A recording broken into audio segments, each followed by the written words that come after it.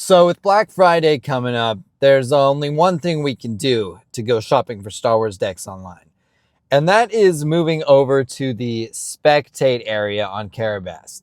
Yeah, today we're going to go ahead and spy on you guys and see what you guys are messing around with. See if we can steal anything or get any ideas for the cheap cost of our time, I guess. So maybe our time is a little more expensive than I thought, but that's okay. We're going to have a lot of fun. I'm going to try to find some good ones for us, commentate it, take a look, see if we learn anything together, right? All right. See you on the other side. Chewbacca Data Vault against Cad Bane Tarkintown. All right. If this is anything but a one-sided slam, I'm going to be happy. Let's go, Chewie player. Player one's got a lot of hope riding on their shoulders. Imagine you're at a PQ and your first opponent is Chewbacca Data Vault. Would you sigh, put your head in your hands and go, oh God? I probably would. Gungi's a great first start. Can't get Tarkintown away. But you can't trade into anything. So, debatably, what's the point? You want Tarkintown gone quickly. What's good about Chewbacca is these first couple of turns you get to play Sentinels. Cobb Vanth Sentinel. That's pretty funny. That's pretty funny. Okay, I see a lot of Cad Banes playing this hunting assassin droid now. Gets raid 2 under certain conditions. I think if they have a damaged unit. So pretty good for Cad, but it's also just a raid hard-hitting units with 4 HP. Not sure if you need it.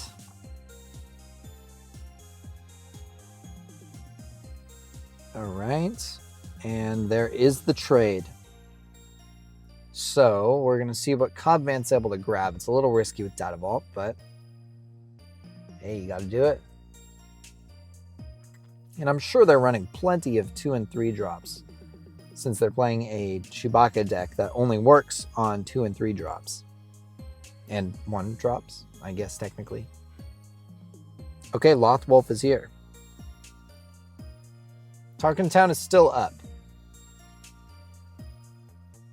Cad Bane is going to be able to clean up this Lothwolf with either Aura Sing or the Hunting Assassin droid. I'm guessing Aura Sing, though, because you don't want Gungi trading into that.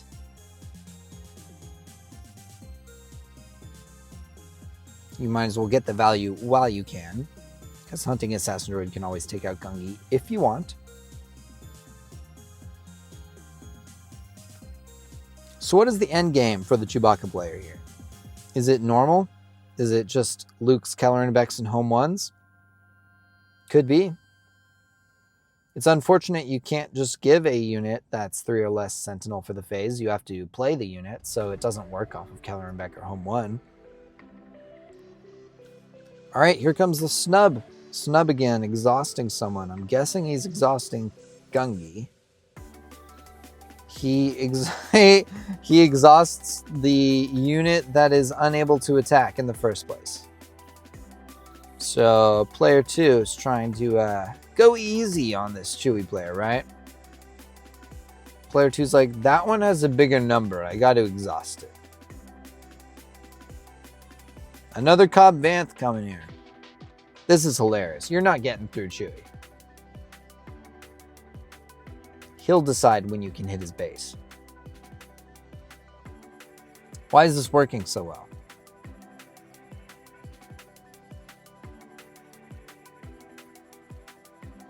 Hey man, you got nothing to do. Just clear the Cobb Vanth. Deal with the damage. Hope you got McClunky. Another Lothwolf? Oh my god, deja vu. Alright, player 2, keep in mind, this Lothwolf can't attack. So, you know, you don't need to exhaust it.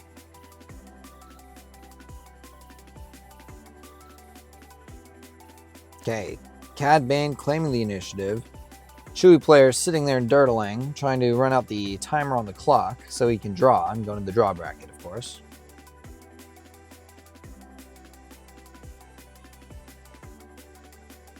Okay, 5 resource turn. What are we seeing for everybody? Bosk coming down for Cad Bane, maybe?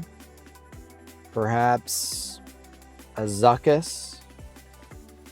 What's Chewie going to do? Queen Amidala? That's all I can think of. Not many good 5 drops. There is the Zuckuss. This is great for Cad because he's going to be able to Tarkintown wherever this ping goes. Right on the Loth Wolf. He's going to Tarkintown that away. Clean up the Gungi. The Gungi should have attacked. Come on. Oh, you attack the base. He's supposed to attack this hunting assassin droid because he won't die. But now he's just going to get traded into. Unfortunate. This is why you have to focus, everybody, on seeing what your goals are. You're a Chewie player. You can go late game. Trade into his units.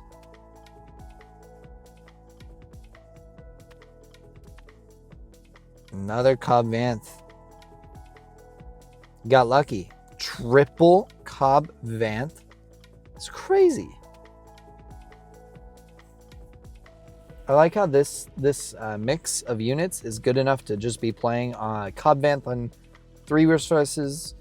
Sorry, Cobb Vanth on 4 resources and Cobb Vanth on 5 resources. Hilarious. Spark of Hope. That's just great. Excellent. And they didn't attack Cobb Vanth. They just claim. Well, now you can trade into the Gungi. Or is he just going to start going? I would not advise going to base because Chewie's going to deploy and be a sentinel. You need to kill the units. You need to hold that Zuckuss to kill Chewie. I disagree completely with these plays. But hey, they know their deck better. Unveiled Might on Chewbacca. There's no counterplay in a yellow-red villainy deck. Oh my gosh. Jar Jar Binks to make a 6/14 Chewie with Unveiled Might. Oh, this is hilarious. What do you do? What do you do? Waiting a turn to Cad Bane doesn't even deal with this. Can Snub exhaust leaders?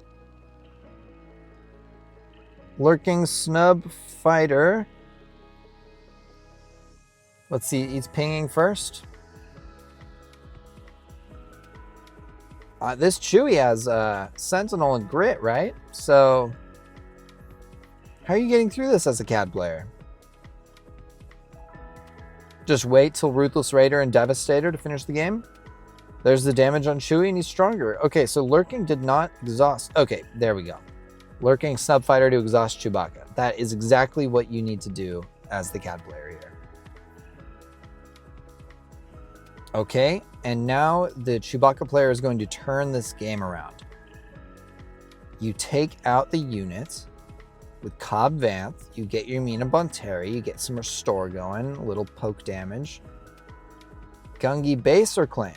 I would have claimed, personally.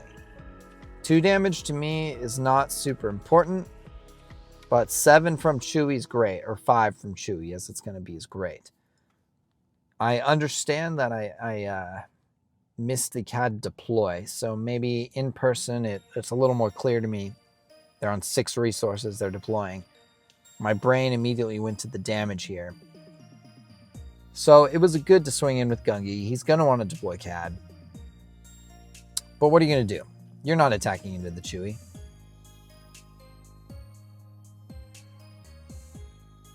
Nope. You attack into Chewie, he'll be at 5 damage. 5 of 12. And you can now surprise strike with Zuckuss? I don't know. If I had a way to exhaust him again, I would have claimed before deploying Cad and just done it. Deploy a turn later to get the extra exhaust on Chewie, you know? At least keep tempo in your favor until you can figure out how to handle it. Because you can drop CAD in this turn to clean up everybody else. No, you can't even clear up everybody else. That's rough unless they take a ping. Rivals fall to clear out Zuckuss, not Cad Bane. Interesting. There's the third lurking snub fighter. This person's never going to get to attack Chewbacca. Nope. Alright, so you trade off Jar Jar into Cad here at least.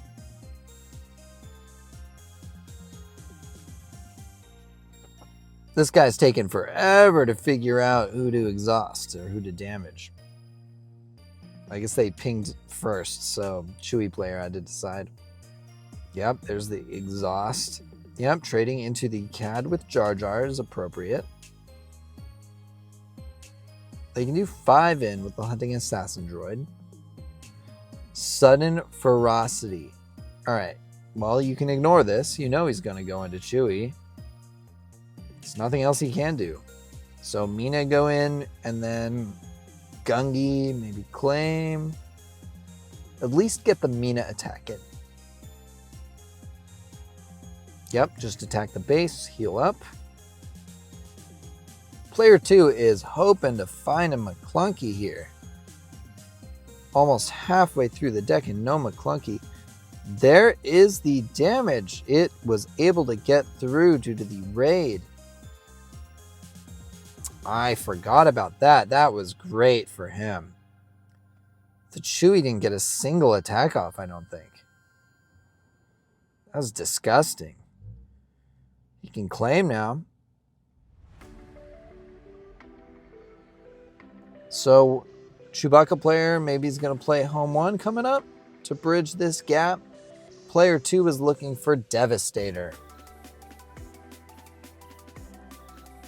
The ships are what you want to see. If Dev comes out here, maybe sneak attack Dev, that's so much damage. But regular Dev goes to 17 plus 6. You got 23 damage on board. That's, not as much as I thought it was going to be. And less with the restore. Okay, there is Devastator. 4 damage to base or 4 damage to Gungi. What are you going to do? And Mina Bonteri is like an interesting choice. He gets to draw. I guess he didn't want player 1 healing so much with the restore. But here comes out Reinforcement Walker. Dang, I did not see that coming. This game is wild. Is he gonna heal? No, he keeps the card. That is not what I expected. So we know the Chewie player runs Rivals Fall. I'm assuming they're running Fells too, which means their goal is to find a Fell, do the Fell to the Devastator almost immediately. There was an argument to be made to just, after player 1 played the Reinforcement Walker, you could just claim as the Cad player. Because player 1 had no more resources, or 1 more resource or something. Not enough to play anything. So you can get the 9 damage in with the Devastator instead of 6 damage in from 3 lurking snub fighters. Which you can just get in this turn. So 9 damage, he could have been at 21 or so. Oh. There's the Cad, but what are you doing? You can't. So here's the problem with this play and not attacking first. You need the action economy to attack multiple times with this Devastator. You needed to attack with Devastator, let them play something or attack with Gungi, and then you need to claim and hope that your next attack with Dev can do something. Because otherwise, I mean, he could just claim or do this. Yes, this very poor sequencing by player 2. If they'd attacked with Devastator before, they would have been at 21 health. They attack or heal with the Reinforcement Walker to go back down to 18. Then you attack him with Dev this time. He goes up to, what's it called? 27? Or 24. 24 has to claim. Doesn't get to play this home one. You get to play your Cad Bane. Do you see the sequencing difference there? That's insane. But now, as it is, player 1 looks to be fully in control. Player 2 doesn't know what happened. Brutal.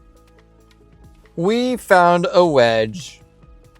Wedge security complex. Putting the shield on and going to town. Against Obi-Wan 3 Green Force. Heck yeah, but they're both playing Restored Arc. This is sweet. Okay, so what's the game plan here from either of these players? Wedge obviously wants to shield someone up, pilot it, and try to win the game there. They use security complex immediately. That's crazy. What are you doing? Obi-Wan player taking it out. So here's the Han Solo attacking into the unit. So this security complex gets you that smidge of advantage. So the problem here I see coming is that Obi-Wan's Aether Sprite is going to eat this deck up. If this guy's playing it, you're just going to mow them down like a machine gun. Would have preferred to see ECL here from the Obi-3, but hey, whatever. You want to play what you want to play. There's the Itinerant Warrior with no force usage. That's okay. Attack in from the Restored Arc from Wedge, playing Bright Hope and passing it, I'm assuming. All right. Bright Hope in a space aggro is interesting. I think this is the Wedge deploy turn. Let's see if he can get any discounts going with his leader ability. Neither player has used their leader ability, I believe. I'm pretty sure that Han Solo could have come down anyways. There's Shatterpoint to take out the Restored Arc. So they have a 5/10 Wedge and a Bright Hope.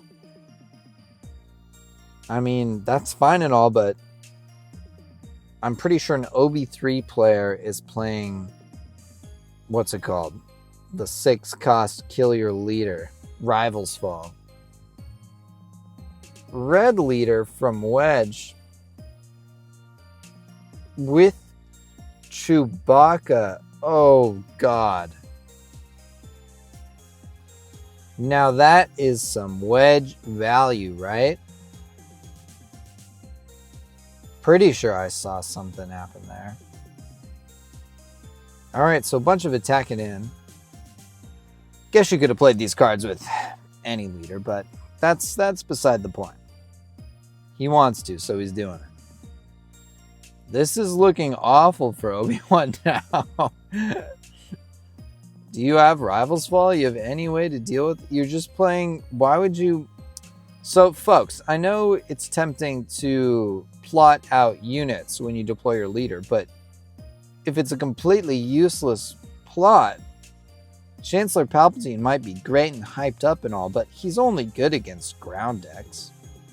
This is a total waste of resources otherwise. At this point, he's pretty much given up. And look at all those pilots. Oh my God. He's throwing them on everything. This went great for the Wedge. This is just a takedown. But player 2 going out with a bang. The Force is with him. Gosh. Hera blue. Against Slime or ECL. All right. This is what we're aiming for. Player 2 with the good luck, have fun. Dang, that's a friendly dude right there. Classic villainy player not responding. Sticking to aspects in real life too.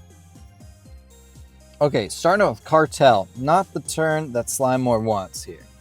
Honestly don't know what either of these decks want to do. I know Hera kind of wants to build up value and then get experience tokens, get the ghost out, share the keywords, but sticking the General's Blade on Sabine, going straight damage. So you don't get the resource reduction, but I mean, if the Slime War player doesn't have interaction, that's pretty much seals the deal. Already at 19 health left. I mean, you know, this is a thing about playing these out of the meta leaders, is sometimes you don't have the interaction you need. But look at this.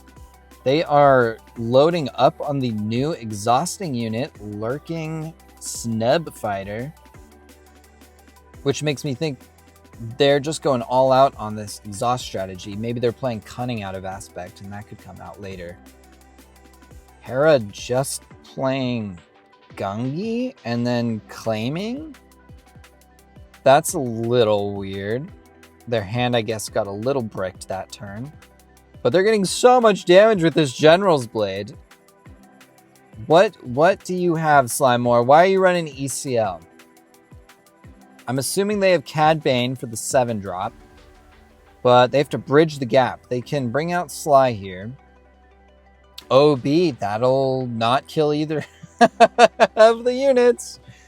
That's not exactly what you needed here. Oh my gosh, and then you eat up the spy. All right, my money is on Hera, you guys. I just realized this is a Force deck. That explains the Gungi. Sure, it's here, but Sly's really just going space. Of course, right when I say that, they bring out Sly more. But you can actually ping the damage to kill Sabine here. That's fantastic. People have been thinking about Sly in what's it called? In draft and whatnot, as the best deployed leader in the set. So we're seeing the strength come here, but you can only do 1 damage to sure it. You need an upgrade, you need a bounce, craving power maybe, another OB. 6 resource turn. I'm really needing to see something come out of this ECL. This could be the perfect opportunity. Hera gets the Force again, so sure, it's an immovable wall. Slimemore can do the additional damage, I think, to him. Oh, there it is. There's the double OB. Brutal. Brutal. That is bringing them back in the game big time. So they can swing with Gungi. 8 left. Hera's coming out here. Ghost, maybe? That's all I think about with these Hera decks is when are you bringing out Ghost? Running Force is fascinating. Slimemore's continuing their space strat, which is fine, but if you're just poking in less damage than your opponent, you just lose. You're going to need some big pilot or something. They've had to use 2 turns of Overwhelming Barrage just to try and stay afloat. Here comes Hera. 4 damage puts you in check. Hitting base? I don't know about that. Because Hera swings in, and then Slimemore has to claim. Yeah. There you go. So what can you do? Oh, they attacked? Can't you just claim? Why didn't they claim? Oh my god. They just gave away the free win. You're supposed to claim there. Hera, claim. Stop playing your cards. There you go. Why would you need to play the 2-2 when you could just end the game? And then player 1 does... Oh my gosh. Player 1 doesn't even claim. Yikes. You know, I love Gar Saxon. Let's see what he can do against Han 1 Green. So we got the tip of the top meta against what I consider one of the most fun decks in Gar Yellow. But fun, you know, if you lose a lot, the fun part starts to fade. So I was checking out some builds with this. There's not a lot of new cards from the latest set to put in this deck, which is a little unfortunate. But let's see if they can do something. Starting off with R2, interesting.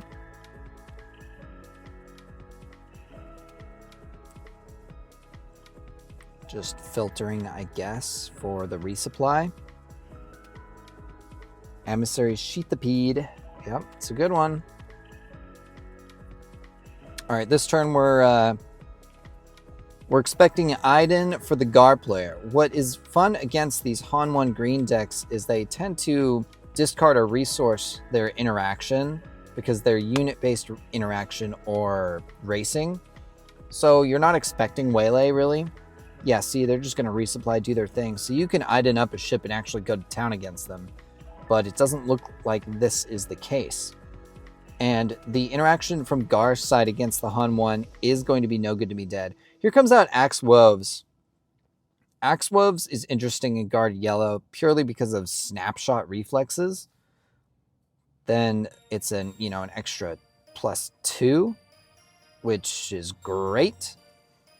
But other than that, Axe is a little risky because if you hit into him once, he loses 2 power. And a 2/2 for 3 is pretty much a waste of a turn. Would have liked to see the outer rim here. And Han's going to blow up this turn. So you need no good to me dead or you're out. If I were the Han 1 player, when you're playing against a yellow villainy deck, you have to know no good is there. Probably has a 3 of, so you know they probably have it. So have a backup plan. Oh, they're emergency power Axe Woves. I do think that is smart for the same reason I mentioned the Iden ship before, because they usually don't keep their waylays, but he had it. He had it. He kept the waylay. They're learning. They're learning. You must keep waylay against Gar Saxon, and now look at this. Now this is why emergency powers is kind of troll, because it is so inconsistent. If they do keep their interaction, you're just screwed. Han comes out, attacks Obi-Wan, and there's not a lot for Guard Yellow to come back into this game. You don't get the ECL Vader, and now Han can casually attack in and get to your 7 drops. Oh, there's the no good. He had it.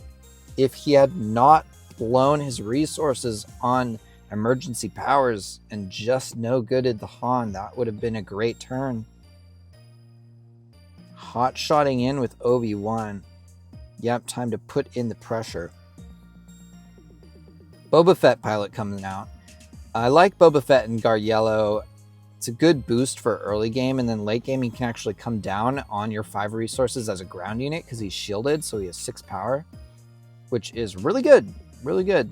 Unfortunately, you don't have overwhelming barrage, but that's okay. So let's see what these players are going to do. Han 1 probably just attacking in, trying to finish up the game. Keller and Beck can come out this turn. Enfies. Oh my gosh, what? The Gar throws his waylay out. And as stated, Keller Beck's here. Tech is here. This game's over. Gar only has 9 damage on the base. And there's the claim. If you have a hot shot, Han 1 is the winner, or surprise strike. There are multiple ways that the Han 1 player just wins immediately. So they're surprise striking in. They're just getting damage. But at this point, the damage Gar is getting on the Han 1's base was purely for show and to make yourself not feel as bad when you lose. There is the surprise strike with Keller and Beck. Game over, Gar.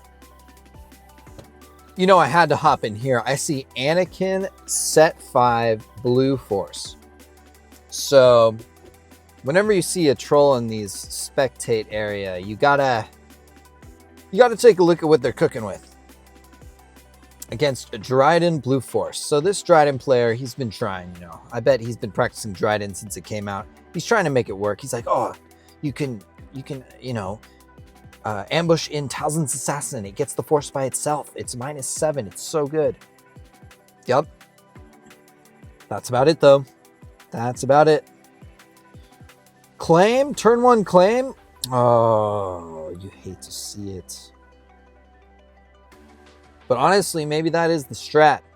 Because you get more cards in hand, you can use the ability more often, you can start ambushing in next turn. Guess you don't need your turn 1 play.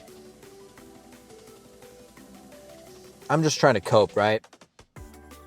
I wonder if Drydon players use Dr. Pershing or Inferno 4 to get your better cards. But let's see. So Anakin's with the Night Sister Warrior, which is definitely one on the lower end of turn 1 plays you can start with. Oh my gosh, another 2-drop, huh? So Drydon's going to ramp, so they'll come out a turn earlier on turn 6, which is good for him. There's no way for the Anakin player to take it. I guess actually you could No Glory only results for due to Anakin able to use the villainy cards. Night Sister Warrior just attacking into the base. Yeah, not much you can do, right?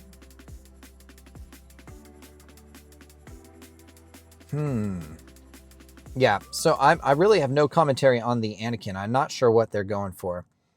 If they obviously play villainy cards, so they have the Anakin unit as well, the 6 cost. So they have to get that turned on. I would like to see the... Oh, another issue I'm seeing is both of his plays so far don't have heroism either, so they can't turn on the Anakin unit. You have a really short window. You have to play your unit and get it defeated into the discard pile for that to even trigger. And then I'm guessing he wants to loop Anakin's Luke's. But that's about it. It's kind of a high mid-range aggro deck. I'm interested to see what villainy cards he's planning on using. What, is it Power of the Dark Side just to turn Anakin on? It's a little weird. Okay, there's a heroism unit. I'm bagging on Anakin here, but oh, there's the Talzin's Assassin play. The 2-for-1 is great, but you're 2-for-1ing cards that draw. And they rolled back. Discarding Yoda. So I love it when I see the Yoda discarded, because that to me signals they are running the Palpatine's Return. Then they can loop their Yoda. They're running Anakin. It'll trigger that. This is going well, I think. Okay, there is the Force Lightning from Anakin to deal 2 damage to a Talzin's Assassin. To deal no damage to Talzin's Assassin.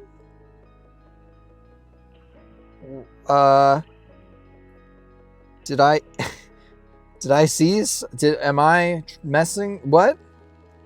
This is why you can't trust win rates online, folks. You got player 1 using a Force Lightning to do no damage and not take out a unit that was pretty much blank anyways because their win played was already used. Yikes. Yikes. You think they just did that to get a villainy card in the discard pile to turn on Anakin? That was pathetic. I mean, player 1, you do you. Love you, bud. You got this. All right, we are headed towards the late game here with 0-2. Drydon ahead.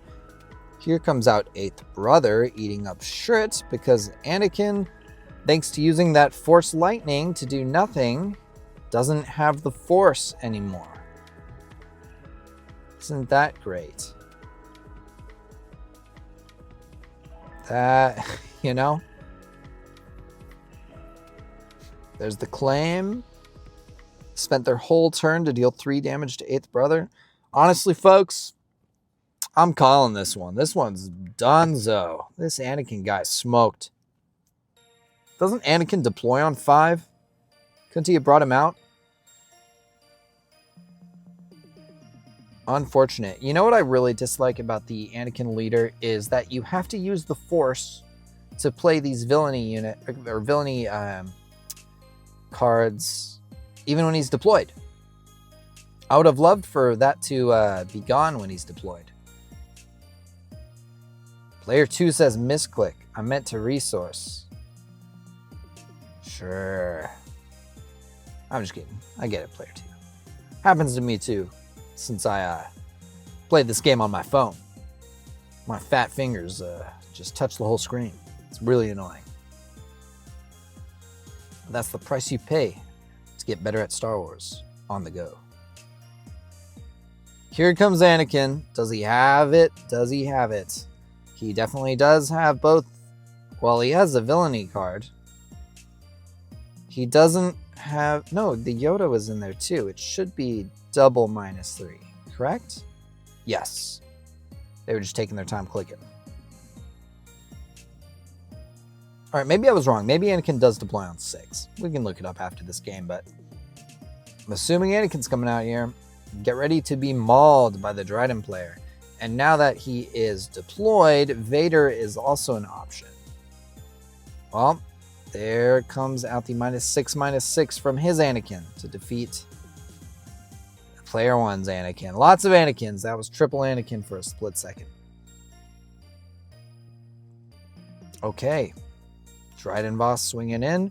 And now begins the slow death by 1,000 cuts for player 1. What can he bring back here? A Luke, but you can't defeat either of his units. Maybe you swing in with Anakin into Drydon and then Luke it. It's probably your best bet. Another Force Lightning. They just don't know how it works. They're not using the Force to remove the what's it called? Villainy aspect, and it's red aspected too, so it costs 5. Gosh, that is just not what you want to see. Although what is good is that Drydon just attacked in instead. Oh well, player 1 just left the game. You know, they're like, this Force Lightning does not work as intended. I'm out of here. We've got Mace Windu Red, player 2. This is sick. Against classic player 1 on Boba Data Vault. So, I've been doing some research. I know there was someone posted a really long video that was a deep dive into Mace Windu for this set, which is pretty sick. It's got some new toys, got some fun stuff. Let's call it War, Namek. I'm pretty pumped for this. I was debating trying out some Mace Windu, you know, but deploying on 7 freaks me out a little. Can't do that. I like coming out early. But anyways, we've got... Who's got the initiative? Mace's got the initiative. I don't know if they want initiative or if he just passes it over. Okay, Sabine's here. Just pretty traditional turn 1 play for red heroism. Kylo's TIE Silencer, I think, is one of the weakest play turn 1s for Boba Data Vault. I could be wrong, but from what I've seen and tried out, it seems like just a default stat stick that provides less. You know, you want your TIE Bomber. You mainly want your TIE Bomber. Anyways, Daring Raid, yep. Whew. Right when I was talking smack about Kylo's TIE, it proves me right. There's your TIE Bomber, a turn late though. So, playing under curve here from Boba, that's alright. Guess he didn't draw open fire, which I think is a great turn 2 for Boba Data Vault. Sabine swings in. They've got 2 more resources to go with. I believe Mace can use his ability.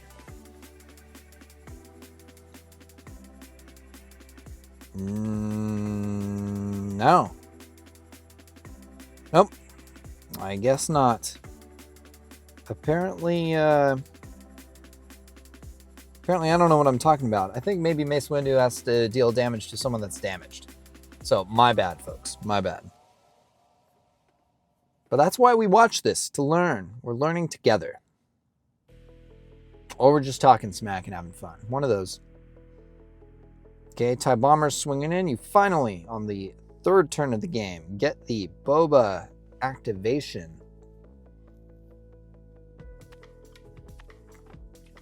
So, playing against Boba Data Vault is always a pain online. It takes forever to click things, and if you have big fingers and you're playing on mobile, it's even harder. But I guess I'm the only person in the world that plays on mobile. You guys are all cool with your mouse clicks, so I guess that's easy for you. But this is a pain for me. I really don't like getting matched against Boba. Tune to Sabine, tune to the base. Sabine swings back. The shuttle going to keep its shield. Nope, moves it over to the TIE bomber. I think that's reasonable. That saves you from open fire, some other stuff. I'm not sure. Thinking grenade strike, let's call it war. Open fire the shuttle. I think this Mace Windu deck is more of a control deck in the beginning. Damage-based control in order to bridge the gap into your 6, 7, 8 resource turns to end the game.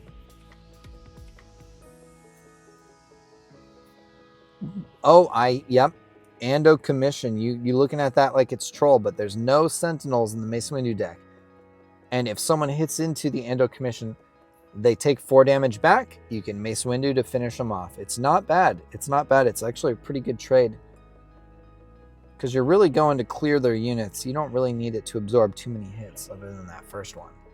But obviously against a space pilot deck, it doesn't really do anything. Okay, Boba has pulled off the overwhelming barrage. Double clear. And he feels in the clear. That is just excellent. I'm not sure what Mace Windu has to come back from that. Clearing the shuttle would have been great last turn. Not sure if he just didn't have the damage for it, or cards or whatnot, or for some reason the Ando Commission was all he could play. But here we are. What's great about the Boba as well is after you overwhelm barrage, you just can tap your leader and do an extra damage to their base. It's nice and evil. So what is this guy going to do? I don't even know what that card that is. Charged with Treason. They reveal Open Fire and Bombing Run. To do what? Is Charged with Treason the do 5 damage one? I think it is. Yep. 5 damage to shuttle. Can't kill it this turn. It'll die at the end of the turn, but you can still swing in for 5. And 3 from the tide. This is a lot of damage. Okay, finish it off with Mace, which is great. That card is excellent for Mace Red. But a lot of damage into the base. Mace Windu Red with 19 HP left. Boba Fett Data Vault with 27. This is starting to get spicy. We are at the Boba deploy flip phase.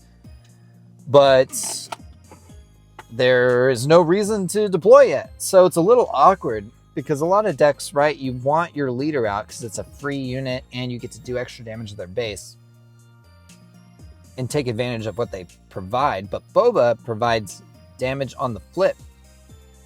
And I was going to say Mace without any units does not provide good value for Boba, but he just played a unit, so now at least you have a reason to deploy to do damage. Okay, he didn't deploy. A little odd here. I was expecting maybe if he had a Ruthless Raider, he would have played that first to take out this X-Wing. And then attack in, maybe then deploy. Because he wouldn't wait till now to flip. I don't know. Mace just claiming. That's really awkward. So, are we going to see Ruthless Raider? What are we going to... Darth Vader. Wow. I think the Boba player at this point, yep, deploys onto the ground. Probably a good idea. Not much to clear with the space deploy. And also, if you deploy as a pilot, there's a lot of ways for Mace Windu to take you out. Like, just aggression by itself defeats an upgrade. Disabling Fang Fighter. The new, what's it called? Constable something? Something or other? Dude with a gun. Alright. So now, deploy into the plotted Sentinel. Okay. Honestly, at this point of the game, it feels like a lose slower card. Because you're going to eat it with Vader. Oh, craving power. Wait. Okay, I disagree with this play because I feel like you should take out the Sentinel. No? You could use craving power on Boba, take out the Sentinel, and just defeat Mace Windu with Vader by himself. I guess this way you're avoiding 5 damage to your base, so that's fine.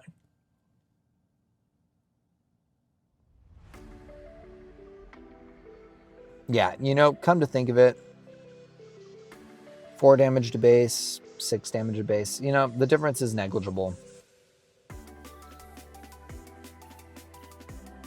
Okay, so this is actually smart, in my opinion, to attack with the TIE Bomber. If they put any damage on the Armored Saber tank, you get to take it out with Boba. They don't, but, you know, if they didn't think it through, then you could, and then finish the game with Vader. All right, you attack in. He'll get to 25, 5 left on base. Oh, daring raid to end the game. Daring raid from Boba into the Saber tank. Take it out with Boba. Clean it up with Vader directly to 30 on the dot. Yeah, that was just a takedown. I'm sorry. Mace Red. That was rough to watch. Player 1 on Cassian Data Vault and Han 2 Blue. So both these players screwed up when they were making their decks, I bet. The Cassian player clearly meant to choose the Set 6 Cassian, and the Han 2 player forgot to choose the Force base. Poor guys. At least it's even. Player 1 and Player 2 both messing up. I like how both leaders are just looking to the side with a gun out, too. That's just excellent. And they both choose Nemec. Why don't you both just run off in the sunset together and call it? All right, well, they're just going to trade blows here. Obviously, you'll take that trade if you're the Data Vault player. But you are expecting Sentinels coming from Player 2, the Han 2 Blue. I wonder why he is just regular blue and not Force. Is it to play things like Karis, the new Rex? I still think you can play Rex and Karis even in the Force base game. Grogu, Owen Lars, Fighters for Freedom from the Cassian. Okay, so you're running the Owen and the Grogu, but not the Force base. Odd. We'll have to see what he has in the 4-drop slot that makes it so this is better than Blue Force. All right, he's attacking in with Fighters for Freedom first. Not sure why he decided to roll that back from attacking with Karis, because they could Grogu to take out Karis, and then now you just get to attack into with a spy. When originally you could attack in with Karis, they do the Grogu thing, and you can still attack in with that spy, and then your Fighters for Freedom. I think he's missing damage, and I think he rolled it back incorrectly, but to each their own, I guess. And your spy just gets taken out. Yeah, that's unfortunate. Valiant Commandos coming out from the Cassian. Okay, so what has he got here? He's got a no surprise strike. He's running green. I don't really like Valiant Commandos without a pump, so you could try to get aggressive negotiations to end the game. Ooh, I wonder if the Han 2 player didn't realize what they were doing by doing that. Double Karis defeats a Karis, gets a ready spy, but is it worth it for 2 damage? Here comes Red 5 coming in damaged. The spy attacks in to the Fighters for Freedom so that Red 5 will be able to finish it up next turn. I mean, that's okay. So you have the Grogu Red 5 loop. Red 5 attacks in, kills Fighter for Freedom. Grogu heals Red 5 and deals the damage to Valiant Commando. At which case, player 1 on Cassian Data Vault will have to sack in the Valiant Commando. So, yep, you trade off Karis for the Valiant Commando so they don't get an attack in. They lose both their units. This is a disaster for the Cassian Data Vault player. I say that, but they already have 10 damage on base. If they can land a K2SO, get your aggressive negotiations in, it'll be looking good. Jyn Erso coming out. You wish she was hidden. She's got no health. And immediately defeated by Grogu, the all-powerful. Owen Lars starting to heal a lot, dropping down to 8 damage on base for the Han 2 blue. Han's out, Cassian's coming out readied, extra damage. We're now on the Cassian flip turn. Let's see what he's got. Unable to overwhelming barrage. You wish you were a villain. This is just too overwhelming. He plays a 1-drop. He plays a 1-drop in front of Grogu. So I'm expecting the Grogu here. Nope. Completely ignored. Okay. They can ambush in. Taking out Owen Lars. They draw Kanan Jarrus. I'm very shocked that they're playing this, but I remember now that they're not a force deck. So Kanan just as good stats and healing as a blue heroism unit, which is fair. What is this Cassian planning? You do 4 damage to base here. And then next turn, you try to end with aggressive negotiations. You don't have surprise strikes because you're running green. I don't know what this game plan is. Why you're running green over yellow. If it's just to survive to flip Cassian, then what's the point? Why not just play a different leader at that point? It's like Sabine ECL, but really slow and does a lot less damage. There's the Kanan he drew. One of a handful of Star Wars characters with beards. So Cassian has the initiative. There is the aggressive negotiations I was thinking of. So if he has a second one here, 1, 2, 3, 4, 5, plus 2 is 7, that he still won't be able to end the game. So you just drop a unit, drop an upgrade, and pray. What are you gonna do? Phoenix Squadron A-Wing is not the unit I was hoping for. So if I was player 2 on the Han 2 blue, I would be taking out every single unit. Yep, Red 5 doing what Red 5 does best and trading like crazy into the ground arena. You have to kill Grogu or Red 5 on the spot. If they are combined together, you lose. You cannot outgrind it. You cannot outdamage it. Look at this. Staying at 6 resources for a cause I believe in. 24 damage. They were not able to make it.